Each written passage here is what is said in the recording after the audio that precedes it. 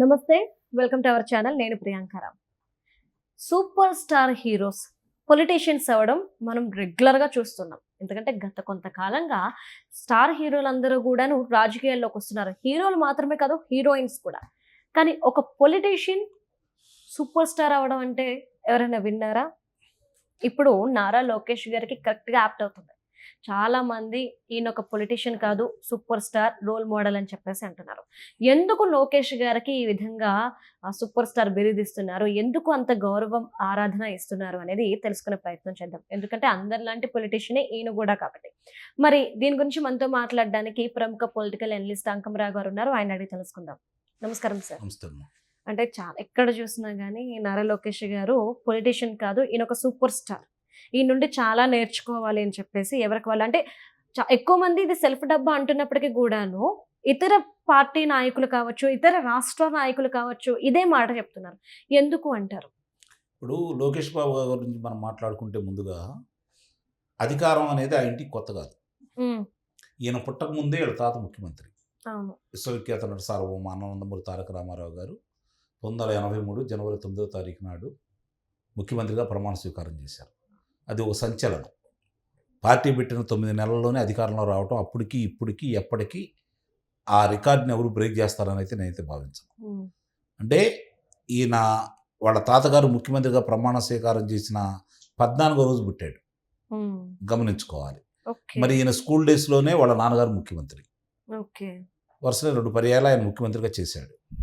అయినా సరే ఆయన రాజకీయాల కంటే కూడా చదువుకి తను తాను మలుచుకోవడానికి ఎక్కువగా ప్రాముఖ్యత ఇచ్చి విదేశాల్లో ఉన్నత విద్య చదివి MBA కూడా పూర్తి చేసుకొని అక్కడే ఉద్యోగం చేసి, ముఖ్యమంత్రి కొడుకు అక్కడ ఉద్యోగం చేసి అక్కడి నుంచి ఇక్కడికి వచ్చిన తర్వాత 2009లో జరిగినటువంటి సార్వత్రిక ఎన్నికల్లో నగదు బదిలీ పథకాన్ని పెడితే బాగుంటుంది అని చెప్పని మొట్టమొదటగా నగదు బదిలీ పథకాన్ని భారతదేశానికి పరిచయం చేసినటువంటి దార్శనికుడు లోకేష్ బాబు. ఈ విషయాన్ని మర్చిపోవద్దు చాలామంది కూడా. దాన్ని ఈరోజు దేశవ్యాప్తంగా, ఆ రోజు ఈ ప్రభుత్వం రాలేదు కాబట్టి తెలుగుదేశం ప్రభుత్వం మన్మోహన్ సింగ్ గారు అందిపుచ్చుకుని అప్పటి ప్రధానమంత్రి గారు దేశవ్యాప్తంగా మొదలు పెడితే ఇప్పుడు దాన్ని 2015 నుంచి విస్తృతంగా ప్రధానమంత్రి మోడీ గారు ఈరోజు గత 5 సంవత్సరాలు నేనే బటన్ నొక్కి అని చెప్పుకుంటున్నటువంటి జగన్మోహన్ రెడ్డి దాన్ని అనుసరించారనే విషయాన్ని మర్చిపోవద్దు. ఈయన బటన్ నొక్కల ఆ రోజు ఆయన ప్రారంభించిన దానికి ఈయన కాపీ కొట్టాడు.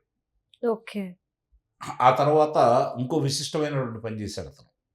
కార్యకర్తల దృష్టిలో పెట్టుకొని కార్యకర్తల కోసం ఒక ఫండ్ ఏర్పాటు చేయించాడు. కార్యకర్తలు ఏదైనా ప్రమాదంలో చనిపోతే బీమా వర్తింపజేశాడు. అలాగే వాళ్ళకి ఏదైనా వైద్య సహాయం కోసం చేసుకుంటూ వచ్చాడు. ఇది ఇప్పటి వరకు ఇంకా ఇప్పుడిప్పుడే కొన్ని చోట్ల కొన్ని పార్టీలు మొదలుపెట్టినాయి. ఏ రాజకీయ పార్టీ కూడా దీన్ని ఎప్పుడు ప్రారంభించలేదు. ఆ ఘనత కూడా లోకేష్ బాబు గారికి దక్కుతుంది. ఇవన్నీ కూడా అధికారంలో ఉండి చేయలే ఆయన. గమనించుకోవాలి మీరు. అధికారంలో ఉండి చేయలే. అధికారంలో రాకముందే కార్యకర్తల గురించి ఆలోచించి ఆయన ముందుకు తీసుకెళ్ళినటువంటి విషయాలు ఇవి. మరి అధికారంలోకి వచ్చిన తర్వాత 2 సంవత్సరాల తర్వాత ఆయన మంత్రివర్గంలో జాయిన్ అయ్యాడు. 2014లో అధికారంలోకి వచ్చిన తర్వాత జాయిన్ అయిన తర్వాత కేంద్రం నుంచి 600 పైన పురస్కారాలు వస్తే తన శాఖ మాత్రమే 102 పురస్కారాలు తీసుకొచ్చుకున్న ఘనత ఆ మంత్రికి దక్కుతుంది. ఆ మంత్రి నారా లోకేష్ బాబు. అలాగే SC ST కాలనీలు కావచ్చు, రాష్ట్రంలో కావచ్చు, ఆయన బాధ్యతలు తీసుకున్న తర్వాత 25,000 కిలోమీటర్ల సిమెంట్ రోడ్లు వేయించాడు ఆయన. ఇది 2.5 సంవత్సరాల లోపే. మరి జగన్మోహన్ రెడ్డి 5 సంవత్సరాల లోపు ఏం చేయించాడు? ఇది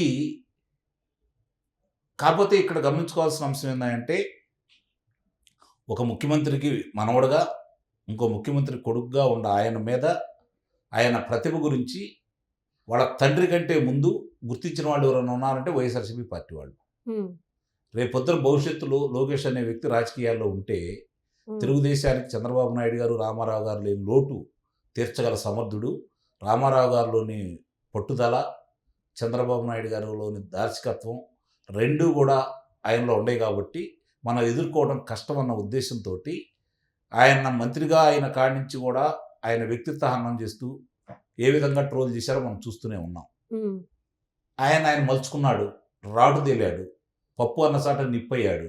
ఆ నిప్పే వైఎస్ఆర్సీపీని దహనం చేసిందన్న విషయాన్ని కూడా మర్చిపోవద్దు. లోకేష్ బాబు గారు పాదయాత్ర వైఎస్ఆర్సీపీ పార్టీకి శవయాత్ర అయింది. అంటే ఇక్కడ అతను ఏది చేసినా కూడా సంచలనం. జగన్మోహన్ రెడ్డి పాదయాత్ర ముఖ్యమంత్రి కావడం కోసం, అవును. లోకేష్ పాదయాత్ర జగన్మోహన్ రెడ్డిని దించడం కోసం. ఇది గమనించుకోవాలి. పాదయాత్ర ఒకటైనా తేడా ఉంది. తేడా ఉంది. తను తన తండ్రి ముఖ్యమంత్రి కావాలనుకున్నాడే తప్ప తను ముఖ్యమంత్రి కావాలని కోరుకోవాలి. అవును. ఇద్దరికి వ్యత్యాసం. ఇతను స్వార్థం తన కోసం చేశాడు, జగన్మోహన్ రెడ్డి తన కోసం చేసుకున్నాడు. లోకేష్ బాబు జనం కోసం చేశాడు, రాష్ట్రం కోసం చేశాడు. రాష్ట్రంలో జరుగుతున్న అరాచక పాలన మీద తిరగబడ్డాడు. మొట్టమొదట తెలుగుదేశం పార్టీ నాయకుల్లో బయటకు వచ్చి బజార్కు వచ్చి తొడగొట్టి నిలబడి కలబడి గెలిచిన వ్యక్తి లోకేష్ బాబు. ఇది గమనించుకోవాలి ఆ పార్టీ మీద. ఆ తర్వాతే మిగిలిన వాళ్ళందరూ బయటకు రావడం మొదలుపెట్టారు. కార్యకర్తలు అండగా ఉండటం మొదలుపెట్టింది మొట్టమొదటి లోకేష్ బాబు. సార్ అంటే లోకేష్ గారు ఓకే సూపర్ స్టార్, ఒక ఎడ్యుకేటెడ్ పర్సన్, నాయకుడైతే ఏం జరుగుద్ది రాష్ట్రానికి అనే దానికి ఈయన ఒక నిదర్శనం. కానీ పని రాక్షసుడు ఎప్పుడయ్యాడు? ఎందుకంటే మొన్న రీసెంట్గా మిట్టల్ ఇండస్ట్రీస్ చైర్మన్ కూడా క్రెడిట్ మొత్తం లోకేష్ గారికి ఇచ్చారు. పిన్ టు పిన్ ఆయన ఎప్పుడు ఎంక్వైరీ చేసుకుంటున్నారమ్మా, ఫాలో అప్ చేసుకుంటున్నారు అని చెప్పేసి ఒక పని రాక్షసుల్లాగా తయారైపోయాడు. ఎందుకోసం అంటే ఇక్కడ మీరు గమనించుకోవాల్సిన అంశం ఏంటంటే వాళ్ళ తండ్రి ముఖ్యమంత్రిగా ఉన్నప్పుడు ఆయన ఈ కుర్రవాడు నిద్రలేసే తల్లికి వాళ్ళ నాన్నగారు బయటికి వెళ్ళేవాడు. అవును. మళ్ళీ నిద్రపోయిన తర్వాత ఇంటికి వెళ్ళేవాడు. అతని బాల్యం అంతా తల్లి చూసుకుందే తప్ప తండ్రి మురిపంగా చూసుకున్న అంశం ఏమి లేదు. ఇది అతని మనసులో బలంగా ముద్రించి ఉంటుంది. తండ్రికి ఈ స్థాయి వచ్చింది అంటే ఎంత కష్టపడ్డాడో చూశాడు కాబట్టి నేను కూడా అదే విధంగా కష్టపడాలన్న ఉద్దేశంతో ఇప్పుడు పరిశ్రమలు తీసుకొచ్చిన చాలామంది పెద్దలు కూడా వాళ్ళు ఏం చెప్తున్నారు, ఉదయం పూట పొద్దున్నే గుడ్ మార్నింగ్ ఇవ్వటం, సాయంత్రం గుడ్ నైట్ ఇవ్వటం, మధ్యలో ఎట్లా ఏంటి ఫాలోఅప్ అనేది లోకేష్ బాబు గారు చూసుకుంటూ ఉండేవాళ్ళు అని చెప్పని 2014 నుంచి రాష్ట్రానికి వచ్చిన పరిశ్రమల గురించి వాళ్ళందరూ కూడా చెప్పే విషయాలు మనందరికీ క్షుణ్ణంగా తెలుసు. అంటే ఏదైనా ఒక దాన్ని పట్టుకున్నాడు అంటే వదిలిపెట్టకుండా దాన్ని సాధించేంత వరకు నిద్రపోకుండా అసలు ఎట్లా ఉండే పురోగతి ఏంటి, ఏ స్థాయిలోకి వచ్చినాయి మనం మాట్లాడటమే కాదు వాళ్ళు ఏ విధంగా పనిచేస్తున్నారని చెప్పి పర్యవేక్షణ చేస్తున్నాడు కాబట్టి ఈరోజు ఈ స్థాయిలో ఉన్నాడు. తెలుగుదేశం పార్టీకి ఈరోజు దిక్సూచిగా అతను మంచి ఒకరోజు పార్టీకి భారం అన్నారు. గమనించుకోండి మీరు, ఒకరోజు పార్టీకి భారం అన్నారు ఇదే లోకేష్ బాబుని. పప్పు అన్నారు, తండ్రిచాటు పిల్లాడు అన్నారు. ఈరోజు అంటే చంద్రబాబు నాయుడు గారిని మించాడని చెప్పలేం, కానీ నిస్సందేహంగా కూడా ఆయన దాటగలడనే అభిప్రాయం కలుగుతూ ఉంది చూసే పరిస్థితుల్లో చూస్తూ ఉంటే. పప్పు అన్నవాడు నిప్పయ్యాడు. ఈరోజు భారమైన వాడు ఆయనే ఈరోజు పార్టీకి బలం అని చెప్పిన అభిప్రాయానికి వచ్చారు. నిస్సందేహం కూడా గేమ్ చేంజరే కదా లోకేష్ బాబు గారి పాదయాత్ర. ఈరోజు చంద్రబాబు నాయుడు గారిని అరెస్ట్ ఏ విధమైన ప్రభావం చూపిందో అంతకు మించి యువతలో నమ్మకం కలగడం కోసం ప్రజల్లో మమేకమైన విధానం. మన నాయకుడు ఒకడు ఉన్నాడు, మన కార్యకర్తలను గురించి పట్టించుకుంటాడు, మన కార్యకర్తలకు న్యాయం చేస్తాడు, పార్టీ కోసం ఇంకో నాయకుడు మనకు ఉన్నాడు అని చెప్పని నాయుడు గారు అబ్బాయిని నాయకుడు చేసింది నిస్సందేహంగా లోకేష్ గారి పాదయాత్ర. అందులో ఎలాంటి సందేహం కూడా ఏం లేదు కదా.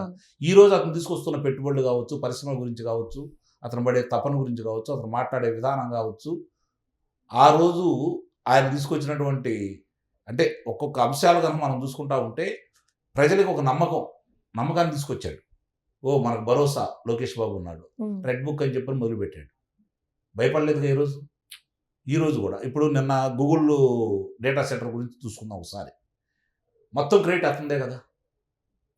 ఇప్పుడు భారతదేశంలో పెట్టాలనుకున్నారు గూగుల్ డేటా సెంటర్. భారతదేశం అనువైన ప్రదేశం ఏంటంటే ఆంధ్రప్రదేశ్లో